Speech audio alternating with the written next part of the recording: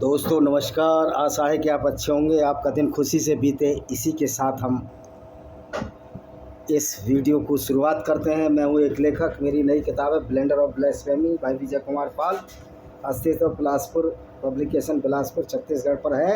Amazon Flipkart में भी आपको उपलब्ध है। आप इसको खरीदिए और समझिए कि किस तरह इस्लाम की सच्चाई बताने पर लोगों को पाकिस्तान में कत्ल किया जा रहा है, किस तरह एक क्रिश्चियन महिला को कत्ल किया गया और बहुत सारे लोगों को कत्ल किया गया। सबका इसमें विवरण है, पढ़िए। कि इस्लाम में वास्तव में गैर मुस्लिमों के लिए ब्लास्फेमी का आरोप लगाकर उनको कत्ल करना कितना आसान है। तो दोस्तों शुरू करते हैं। आज हम गज़वा हिंद, ये इस्लाम का बहुत बड़ा सपना है लोगों का, इस्लाम के मानने वालों का। अंदर से बाहर से कुछ भी कहें, बाहर से ये कुछ भी कहें, असुद्दीन ओवैसी कहे या मौलाना कहें कि गज़वा हिंद ख़राब है, ये हो नहीं सकता, लेकिन अंदर से ये सब चाहते हैं कि भारत में इस्लाम फैले। क्योंकि यूरोप में तो अब इनकी ताकत नहीं इस्लाम फैले। हालांकि वहाँ माइग्रेट कर करके ये इस्लाम फैलाने की साजिश कर रहे हैं, लेकिन जो वाइट रेस है ना, वो इनको उसी तरह मारेगी जिस तरह स्पेन में मारा गया। अब वो समय आ गया है। फ्रांस में मस्जिदें तोड़ दी गई, इसी वजह से तोड़ी जा रही है मस्जिदें। तो दोस्तों, अब ये हिंदुस्तान को कभी फतेह नहीं कर पाए, ये इनके अंदर दर्द है और अब कभी कर नहीं पाएंगे। क्योंकि झूठे अल्लाह के नाम पर ये झूठे मौला कब तक लोगों को बेवकूफ़ बनाते रहेंगे। झूठा अल्लाह मैं इसलिए कह रहा हूँ कि दुनिया को बनाने वाले अल्लाह को ये भी नहीं पता कि धरती सूरज के चारों तरफ घूम रही है, जबकि दुनिया को बनाने वाला इनका अल्लाह, मैं तो नहीं मानता हूँ दुनिया को बनाने वाला, वो कहता है धरती स्थिर है, सूरज के चारों तरफ चक्कर लगा रहा है। ये इनकी किताबों में है। धरती की गति का कहीं भी कुरान में उल्लेख नहीं है। तो अब इस ऐसी मूर्खता लोगों से, जो गज़वा हिंद की मूर्खता है, उसके बारे में हम बात करेंगे। तो ये एक लेखक है अमीर अजीज़ अहमदी, कोलकाता का, 28 फरवरी 2021 का। इसको हम डिबंक करेंगे, इसी की हम ऐसी तैसी मारेंगे। क्योंकि कोई भी मौलाना हो, कितना भी पढ़ लिख जाए, वो मूर्ख ही रहेगा। क्योंकि वो सच्चाई पर विश्वास नहीं करता, वो झूठे अल्लाह और कुरान पर विश्वास करने वाला हमेशा मूर्ख रहता है। तो अब ये लिखता है इस्लामी शब्दावली में, ये है अमीर अजीज़ अहमदी, कोलकाता। इसी को डिबंक करेंगे। शकल से ही कितने मूर्ख लगते हैं आपको पता ही है। इस्लामी शब्दावली में सभी गलत समझे वाले शब्दों में जिहाद शब्द का सबसे ज़्यादा गलत अर्थ निकाला जाता है और उसका दुरुपयोग किया जाता है। पहली बात तो ये है कि जो मौलाना बात कर रहा है वो जिहाद अकबर की बात कर रहा है, यानी कि जिसमें हर मुसलमान आत्मा की शुद्धि रखता है और झूठ नहीं बोलता। लेकिन वो जिहाद असगर की बात नहीं करता, जिसको ये छोटा जिहाद कहते हैं, जिसमें गैर मुस्लिमों को कत्ल करना है, उनमें इस्लाम का प्रचार करना और मना करने पर उनको जजिया देने के मजबूर रखता है। अब ये है छोटा जिहाद, कत्ल करने का छोटा जिहाद। छोटे जिहाद में कत्लो गारत है इनके में, और बड़ा जिहाद इनका आत्मा की शुद्धि करना अपने मुसलमान। तो भाई जब ये छोटा जिहाद कत्ल करने का जिहाद है, तो तुम्हारा बड़ा जिहाद अकबर कैसे सफल होगा? ये तो बेईमानी हो जाता है, इसका तो कोई मतलब ही नहीं रह जाता। तो ये मैं क्लियर कर दूं, इसने लिखा था कि जिहाद का कोई गलत अर्थ नहीं निकालता है। जिहाद असगर के बारे में बात कर मौलाना, जिसमें कत्ल करने के लिए बोला है अमीर अजीज़ अहमदी, ये कोलकाता का मौलाना है। अब है गज़वा हिंद। अब ये कहता है कि इस्लाम की इसी गलत समझ के आधार पर इस्लाम में कई विचारधारा और अवधारणा को बड़े पैमाने पर विकृत किया गया, जिसमें गज़वा हिंद। पहली बात है कि जो कुरान है भरा पड़ा है मोहम्मद के मिलिट्री एक्सपीडिशन से, किस तरह मोहम्मद ने औरतों को लूटकर बाज़ारों में बेचा, किस तरह लोगों को कत्ल किया, किस तरह 134 बार कत्ल शब्द आया है गैर मुस्लिमों के खिलाफ, सारा भरा पड़ा है। तो इसमें गलत कंसेप्ट क्या है? तुम इस्लाम को बचाने की एक असफल कोशिश कर रहे हो, वो सफल होगी नहीं अब। तो गज़वा हिंद की अभिधारणा को आमतौर पर कुछ चरमपंथी मुसलमान, अब ये कहता है कुछ चरमपंथी मुसलमान, ओ भाई सारे ही मुसलमान चरमपंथी हैं। जो इस्लाम को सच में मानता है, इस्लाम पर चलता है, वो सारे ही आतंकवादी हैं। क्योंकि इस्लाम को मानने वाला गैर मुस्लिम काफिरों से नफरत करता है, उनको कत्ल करने की बात करता है, उनकी औरतों को लूटकर बाज़ारों में बेचने का अधिकार देता है इस्लाम। तो ये सारे के सारे आतंकवादी हुए। ये चरमपंथी मुसलमान और नरमपंथी मुसलमान कुछ नहीं होता। ना कोई इस्लाम चरमपंथी होता ना नरमपंथी होता। इस्लाम हमेशा कट्टरपंथी होता, चरमपंथी होता और इंसानियत के खिलाफ होता है। और इसकी एक एक चीज़ बताऊंगा। अब कथनों की प्रामाणिकता, सियासत्ता नामक हदीस। सियासत्ता कोई हदीस नहीं है। सियासत्ता वो है जो 7 हदीस हैं, 6 हदीस हैं, जिसमें सुनन अल-नसाई, सही मुस्लिम, सही बुखारी, इस तरह तिरमिजी, इस तरह की 6 हैं। तो सियासत्ता नामक हदीस के 6 प्रामाणिक ग्रंथों में केवल सुनन नसाई में गजवाए हिंद की कथा है। अब जो सुनन नसाई है ये तो ऑथेंटिक है, इसको मौलाना भी मानते हैं ना भाई, फिर तो तुमने लिखी है ना। तो नसाई ने इस संबंध में 3 कथाएं शामिल की हैं, जिसमें पहली 2 पार्ट में समान और हजरत अबू हुरैरा कहते हैं। ये वो हजरत अबू हुरैरा है जो खुद लड़ने आएगा, हालांकि उसकी हड्डियां नहीं बची होंगी, इनके प्यारे सल्लल्लाहु अलैहि वसल्लम की हड्डियां तक नहीं बची होंगी। तो अबू हुरैरा क्या कहता है सुनिए। अल्लाह के रसूल सल्लल्लाहु अलैहि वसल्लम यानी मोहम्मद ने हमें भारत में, उसको हिंद बोलते हैं, ये हिंद गजवाए हिंद इसलिए बोला है, भारत में एक अभियान का वायदा किया था। अगर मैं इसे देखने के लिए जीवित रहा तो मैं अपना सारा धन और सारी संपत्ति इसमें लगा दूंगा। अगर मैं मारा गया तो मैं सबसे अच्छे शहीदों में एक होऊंगा। अगर मैं वापस आया तो मैं अबू हुरैरा नरक की आग से आज़ाद होने वाला व्यक्ति होऊंगा। बेटा तुम तो मर गए और तुम अब गजवाए हिंद में भी शामिल नहीं हो सकते, न मोहम्मद शामिल हो सकता है।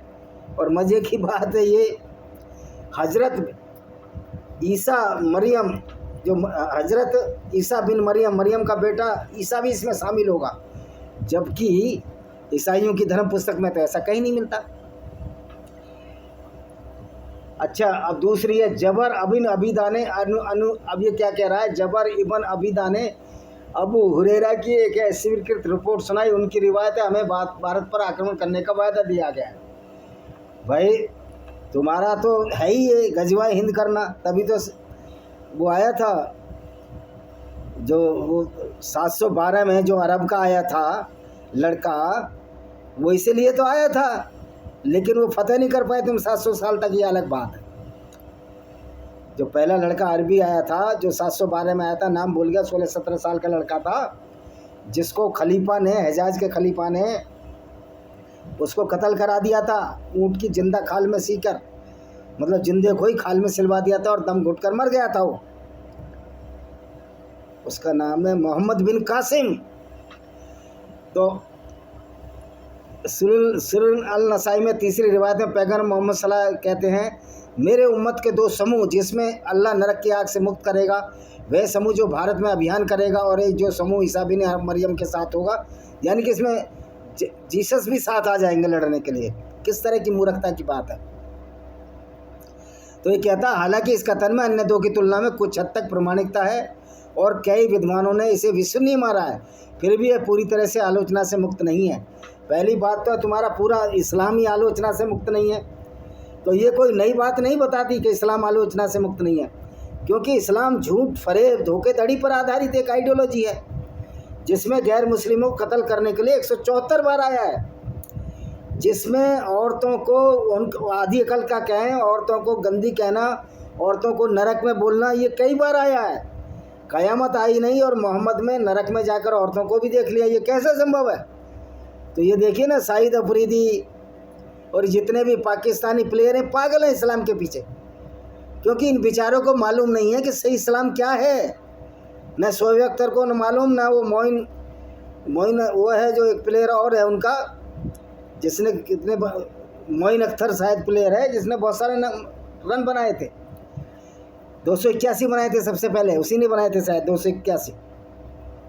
और ये सारे मुस्तकलैन मुस्ताक ये इस्लाम को जानते ही नहीं है। अगर इस्लाम को ढंग से जानेंगे तो ये दाढ़ी बढ़ाना, बीच में से मूछे कटवा देंगे, जिस तरह यूसुफ यूना को मोहम्मद यूसुफ बना दिया इन लोगों ने। मतलब लोग भी कितने मूर्ख हैं जो इस्लाम की सच्चाई और गंदगी को भी मानकर इस्लाम में जाना चाहते हैं, क्योंकि मौलाना इस्लाम का सच ही बताना नहीं चाहते। जब मौलाना इस्लाम का सच नहीं बताते हैं तो भोले भाले लोगों को ये इस्लाम में चले बुला लेते हैं, और जब ये इस्लाम में चले जाते हैं तो यही लोग अपराधी बन जाते हैं। क्योंकि इस्लाम अपराध को बढ़ावा देता है। इस्लाम इंसानियत के खिलाफ एक आइडियोलॉजी है। यह एक उचित परंपरा है, लेकिन अब ये कहता अल वालिद के पुत्र बकिया के कारण यह सिलसिला कमज़ोर है। हालांकि कुछ लोग उनका अनुसरण करते हैं। अबू बकर इब्न अल वालिद अब जुवैदी को छोड़कर, जिनकी स्थिति अज्ञात है, शेष कथावाचक विश्वसनीय है। अब ये देखिए, गजवा का अनिवार्य युद्ध नहीं है। गजवा शब्द मूल शब्द गजा से बनता है, जिसका अर्थ है किसी चीज़ को प्राप्त करने का इरादा। ओ भाई, गजा का मतलब है लड़ाई, युद्ध। गजवा करना है, आक्रमण करना, किसी मिशन को अंजाम देना। और तो भाई, गजवाए हिंद में कौन सा तुम आध्यात्मिकता ला रहे थे? या तुम्हारे इस्लाम में कोई आध्यात्मिकता है? जिनका पैगंबर ही लड़कियां बेच दी, जिसने यहूदी कबीले की बनु कुरैजा की नजद के बाज़ारों में उसके बदले घोड़े हथियार खरीदे, तो तुम्हारे यहाँ कोई नैतिकता नाम की चीज़ है इस्लाम में? तो इस्लाम का आध्यात्मिकता और नैतिकता से कोई संबंध ही नहीं है, मानवता से भी कोई संबंध नहीं। तो फिर कौन सा गजवा कर रहे थे आप? आप सिर्फ वही गजवा कर सकते हैं जो दूसरों को लूट खसोट, काफिलों को लूटना, उनकी औरतों को लूट कर बाज़ारों में बेचना, उनके साथ बलात्कार को जायज़ माना जाए इस्लाम में। अगर औरत गैर मुस्लिम है तो बलात्कार जायज़ है उसके साथ, क्योंकि वो मल्लिकाए अमानत है, वो मल्लिकाए अमीन है। गैर मुस्लिम की औरत पवित्र है तुम्हारे लिए, और उसके साथ तुम मोलेस्टेशन करोगे, उसका चरित्र हनन करने का इस्लाम इजाज़त देता है। तो तुम आध्यात्मिकता तो कुछ ला नहीं रहे थे।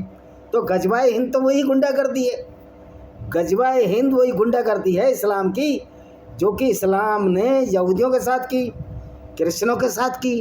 क्रिश्चियनों ने आपका ढंग से मुंह तोड़ जवाब दिया स्पेन में, और अब some the Christians which are belong the European countries are now is fool because they do not know how the Islamic invaders raped with your white racist women in Spain and any other parts of the world, including the Saudi Arabia.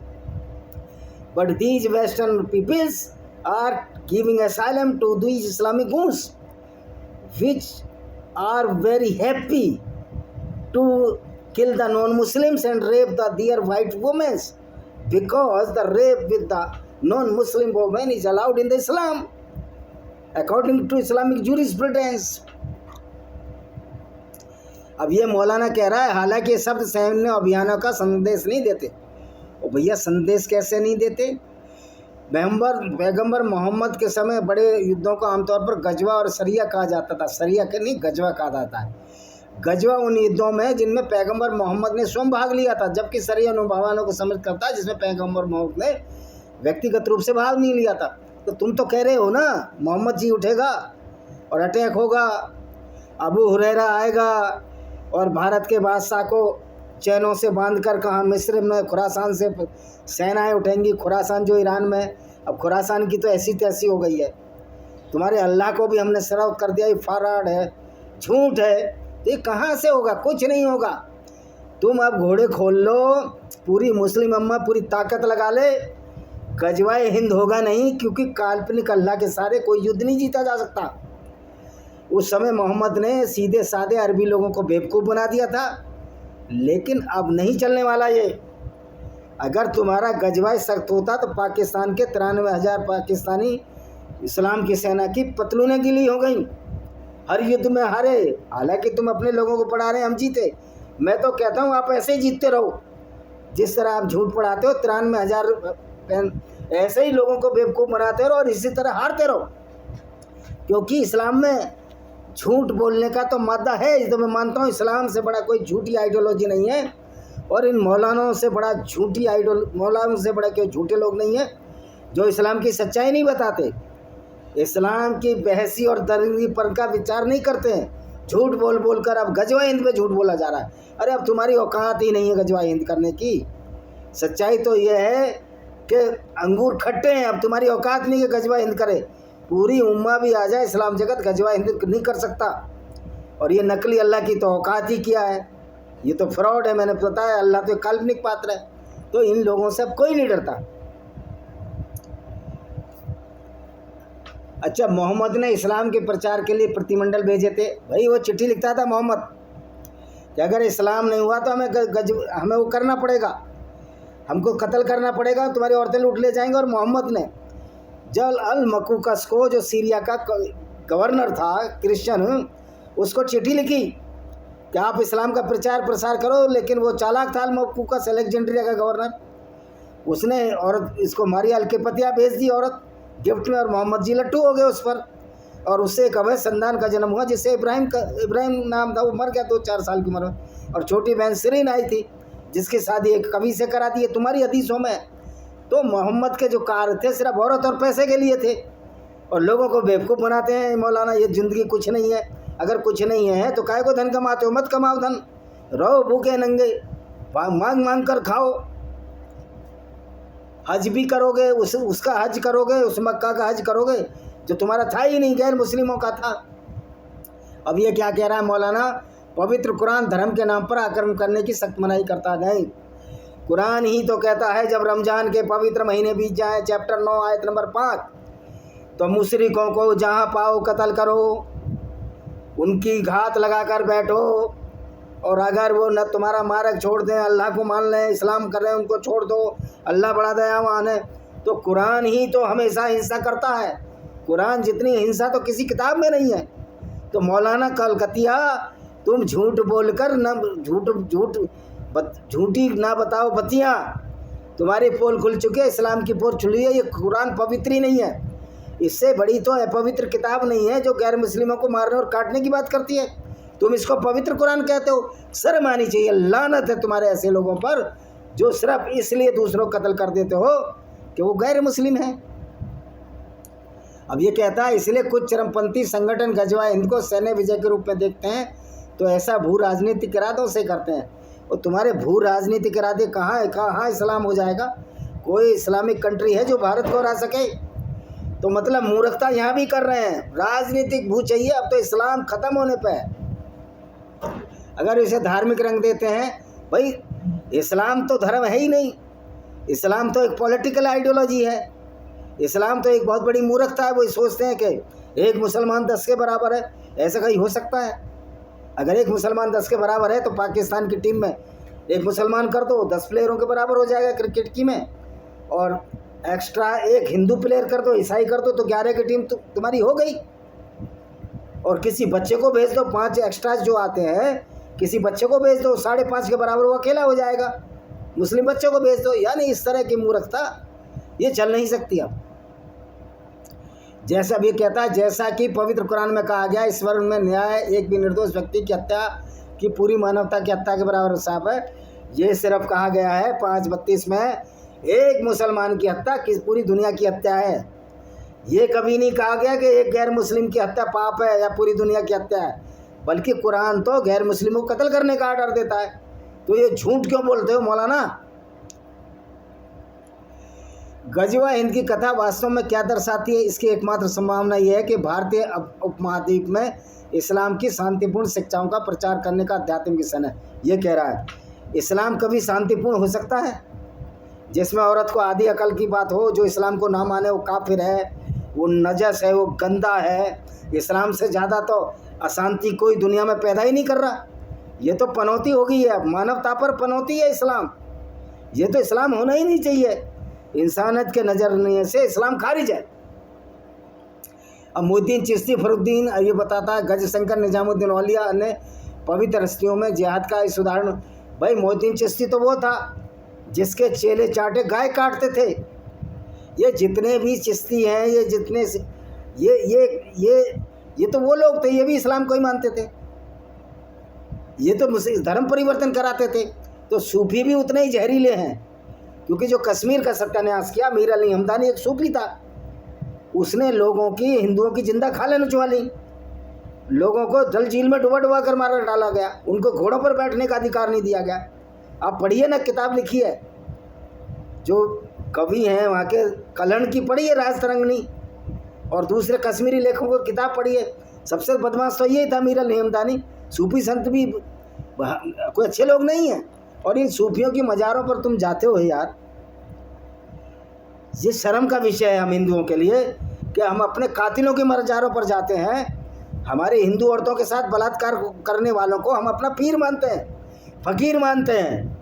हम साबित कर देंगे जितने पीर फकीर थे ये सारे उसी तरह के लोग थे जिस तरह का एक गली के लोग होते हैं, लड़कियां छेड़ने वाले सौदे।